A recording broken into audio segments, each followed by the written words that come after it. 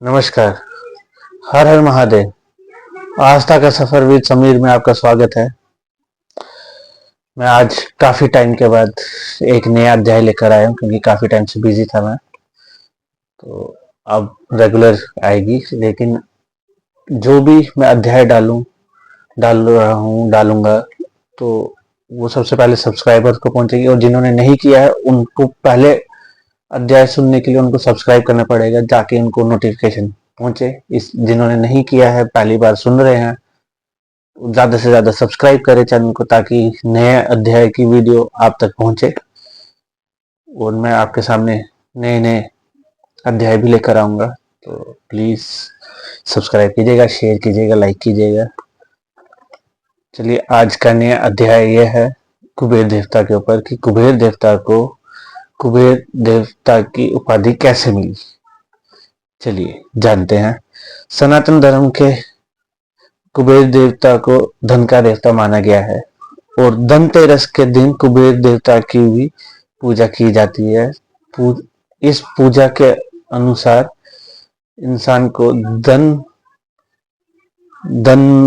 हानि नहीं होती है, आर्थिक संकट नहीं होता है। और पौराणिक मान्यताओं के अनुसार कुबेर देवता लंकापति रावण के भाई थे, सौतेले भाई।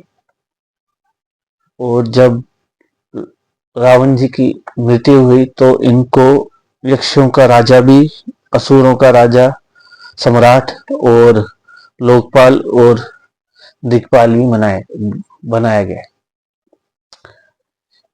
इनके पिता का नाम महर्षि विश्वा थे और माता का नाम देवऋणी था।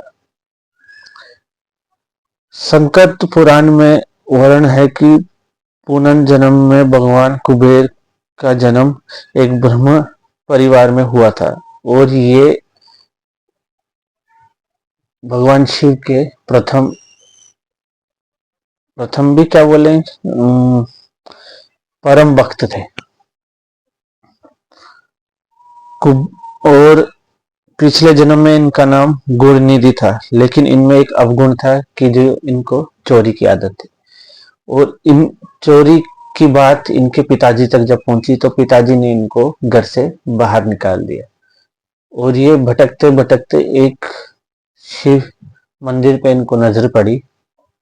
नजर पड़ने के बाद इनको एक मन में आया कि मैं प्रसाद चोरी करूं। तो प्रसाद ये गए, इन्होंने प्रसाद चोरी करने के लिए गए, और वहां एक दिया जल रहा था और पुजारी भी सोए हुए थे, रात का टाइम था। तो इन्होंने अब दिए के आगे कुबेर जी ने अपना अंगूछा बिछा दिया, और जैसे ही चोरी करने गए तो पंडित जी को, पुजारी को उन पे नजर पड़ी, और गुणनिधि के साथ हाथापाई शुरू होगी, और गुणनिधि की उस हाथापाई में मृत्यु होगी। मृत्यु के बाद यमराज के दूत उनको जब ले जा रहे थे तो दूसरी ओर से शिव जी के दूत आ रहे थे, जिन्होंने गुणनिधि को शिव जी के आगे उपस्थित किया कि ये भाई इन्होंने चोरी की है। तो शिव जी तो भगवान है, उन्होंने जब देखा कि गुणनिधि ने बुझते हुए दिए के आगे अपना अंगूछा बिछाया था ताकि दिया बुझे ना, तो उस कारण उन्होंने गुणनिधि को कुबेर देवता का वरदान दिया, कुबेर देवता की उपाधि दी, और इनको देवताओं के धन का खजांची भी बनाया। और रोचक बात यह है कि गणमादन पर्वत पर स्थित संसार की संपत्ति का चौथा भाग कुबेर देवता के नियंत्रण में है। इसमें 16वां भाग है जो हम इंसानों को मिला है। कुबेर जी की पत्नी का नाम भद्र है। कुबेर देव को चावल की खीर और घी से बनी लपसी, धनिया की पंजीरी और का भोग लगाया जाता है। कुबेर जी के 4 संतान हैं। नल कुबेर, बड़ी भद्र, गंधमान है।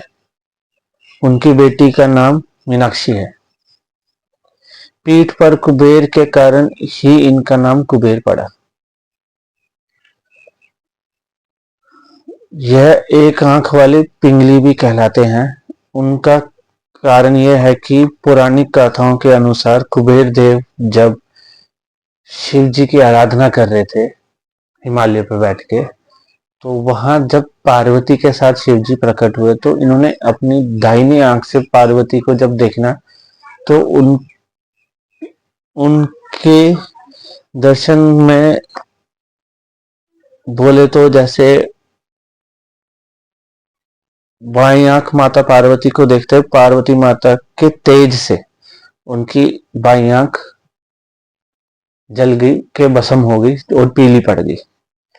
तो ये वहां से उठ के कहीं और जाके पर्वत पे ही इन्होंने तप किया और शिवजी भगवान को प्रसन्न किया। और जब शिवजी भगवान ने उन्होंने बोला उनको कि तुम एक आंख वाले जो है